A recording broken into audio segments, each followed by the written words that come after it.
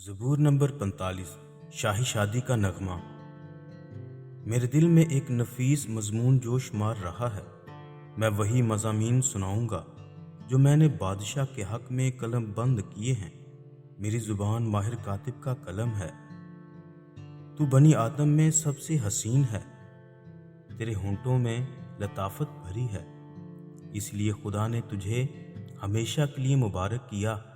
اے زبردست، تو اپنی تلوار کو جو تیری حشمت و شوکت ہے اپنی کمر سے حائل کر، اور سچائی اور حلم اور صداقت کی خاطر اپنی شان و شوکت میں اقبال مندی سے سوار ہو، اور تیرا داہنا ہاتھ تجھے محیب کام دکھائے گا۔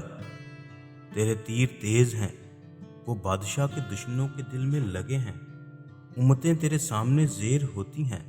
اے خدا، تیرا تخت عبدالآباد ہے، تیری سلطنت کا عصا راستی کا عصا ہے۔ تو نے صداقت سے محبت رکھی اور بدکاری سے نفرت، اسی لیے خدا تیرے خدا نے شادمانی کے تیل سے تجھ کو تیرے ہم سروں سے زیادہ مسح کیا ہے۔ تیرے ہر لباس سے مر اور عود اور تج کی خوشبو آتی ہے۔ ہاتھی دانت کے محلوں میں سے تاردار سازوں نے تجھے خوش کیا ہے۔ تیری معزز خواتین میں شہزادیاں ہیں، ملکہ تیرے دہنے ہاتھ اوفیر کے سونے سے آراستہ کھڑی ہے۔ اے بیٹی سن، غور کر اور کان لگا، اپنی قوم اور اپنے باپ کے گھر کو بھول جا، اور بادشاہ تیرے حسن کا مشتاق ہوگا، کیونکہ وہ تیرا خداوند ہے۔ تو اسے سجدہ کر، اور سور کی بیٹی ہدیہ لے کر حاضر ہوگی۔ قوم کے دولت مند تیری رضا جوئی کریں گے۔ بادشاہ کی بیٹی محل میں سرتاپا حسن افروز ہے، اس کا لباس زربفت کا ہے۔ وہ بیل بوٹے دار لباس میں بادشاہ کے حضور پہنچائی جائے گی۔